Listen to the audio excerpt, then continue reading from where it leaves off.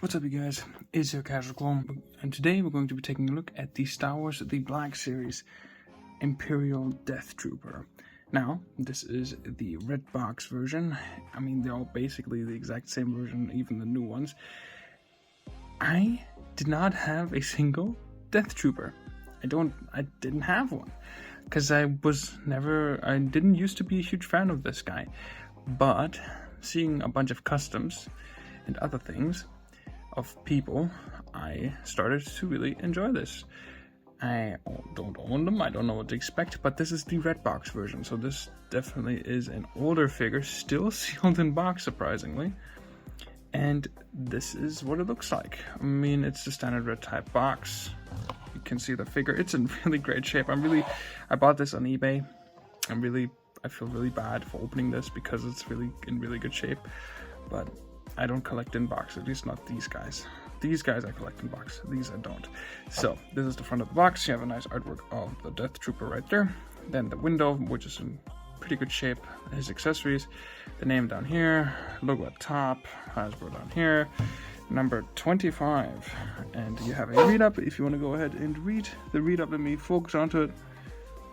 If you want to go ahead and read the read-up, please feel free to do so and pause the video right now. I hope that is legible. Just some more warnings at the bottom here in very large font. That's pretty much that. Side window, name of the figure, and that's already it. Window on top, which is pretty dusty, but that's not my fault. I actually got delivered it that way. So yeah, we're gonna open it from the bottom, because on the bottom there's only one tape strip compared to the top. So we'll take our trusty ceramic cutting knife, which you've seen in so many reviews at this point, and cut the seal. Now, this seal has been broken. I'm gonna open this.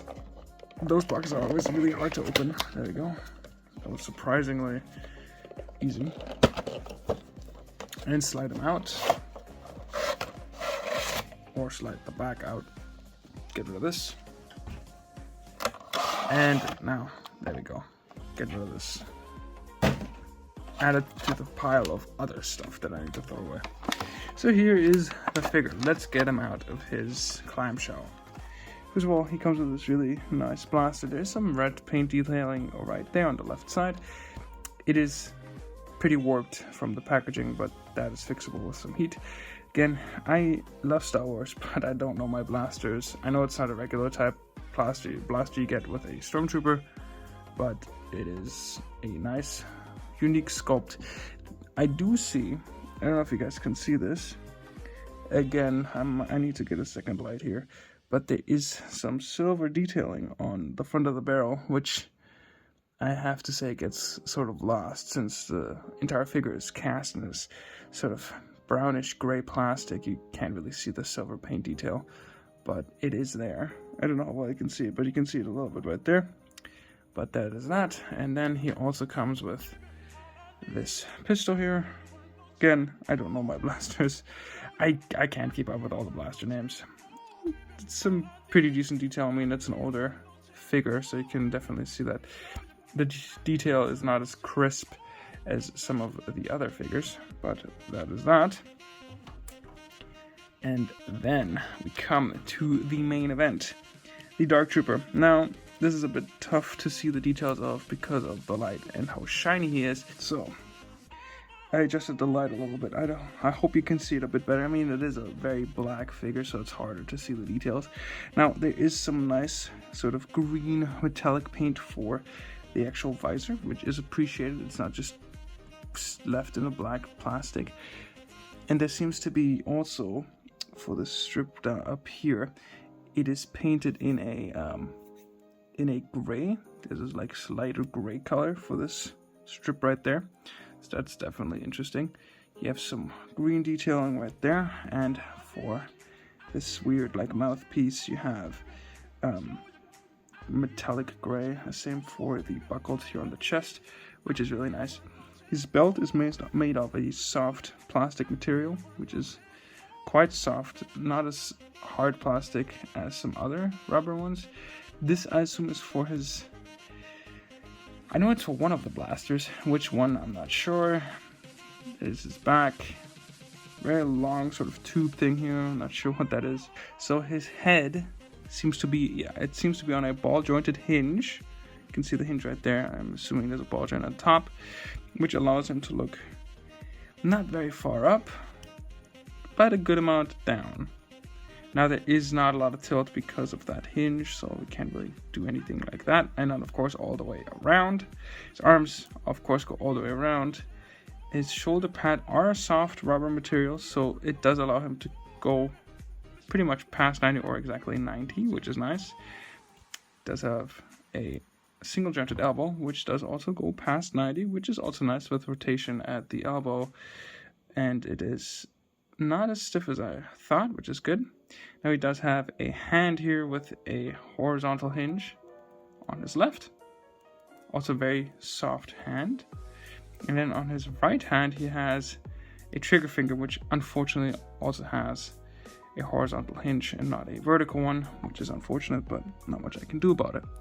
Now his torso has, I believe, a ball, which allows him to crunch back a really good amount, all things considered. And he can crunch forward, not so much, but it's okay. And then of course he can rotate at the torso. Also has his legs, which kick up this far, which is really nice. If you twist his thighs a little bit, you can twist it up even more because he does have upper thigh rotation. You can actually see it on this figure. Usually nowadays it's hidden under the armor, but you can see upper thigh rotation right there. That far forward, you can kick that far back, which is not bad considering all the figures nowadays. And that far out, don't push it any further, which do go very far, definitely past 90. And he can kick his own butt.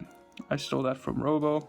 Going down to his feet, he can kick up, well, his feet go up that far, which is not very far until they hit the armor here, but they do go very far back, very far back. And of course he has a forward facing pin for rocker, which allows for some nice ankle pivot. And that already was the articulation segment, which is not bad. I am surprised how smooth this figure feels, because it's an older figure and it is, you know, made in older plastic, so I expected it to not be as smooth as it is. But he does hold his gun very well. Also does not come off as much as you want to shake it. It's not going to come off. It does bother me a little bit that it's a horizontal hinge for his trigger finger instead of a vertical hinge, because it doesn't allow him to get this like cool down movement so he can hold his weapon at like a normal like default pose when he's just like guarding something. But he does hold the gun pretty well. You can get him some nice poses. I've seen a lot of people do customs, and the reason why I got myself one is because of somebody I know on Instagram who did a really, like an original design custom, and I really enjoyed how that looked. Stand him up. We haven't stood him up yet. Let me see. That's a bit, there we go. He's standing up.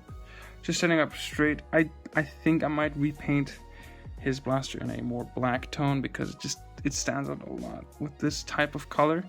Now, I believe that this loop here is probably for his other pistol. I'm assuming it's the only thing that would fit.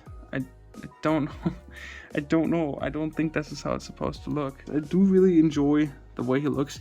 He just, in the packaging, when his limbs are spread apart in that weird A pose, like for example Tigra right here, it just looks really weird. He looks really skinny, but when him holding his weapon like this, it looks really nice and it looks really natural. I don't know, for some reason I don't see the joints as much as I see it on other figures. So here he is next to a pink Stormtrooper. Now he is a bit taller than the Stormtrooper, which does make sense because they are very, very tall. So that definitely makes sense. And then here he is next to my recently reviewed Shore Trooper, which also does seem to scale quite well because, again, they do appear in Rogue One and he is taller. I think I remember correctly that he is taller than the shore troopers or any other trooper because they are this special unit. Does look really nice though. I really like this pose. And then of course you cannot forget yours truly, because now this is going to be a regular thing. Going to compare him next to yours truly. And I am about the same size, if not a bit taller, than the Death Trooper. And I'm not even fully like standing up straight. I have a little bit of a kneel pose-ish going on. But there they are, they're standing next to each other. Quite nice. Looking really cool. Wait, let me see. Oh. There you go. Yeah. Look at that. That looks really cool. I like that. I dig that a lot. So yeah, here he is next to yours truly. And that was already the review of the Star Wars The Black Series Death Trooper from the Red Line. Hope you guys enjoyed this review. If you did, please leave a like. Comment down below what you thought about this figure. You gotta love it when the audio cuts off. But I'm just doing the outro, so I will see you guys in my next review. And until then, auf Wiedersehen. Bye bye!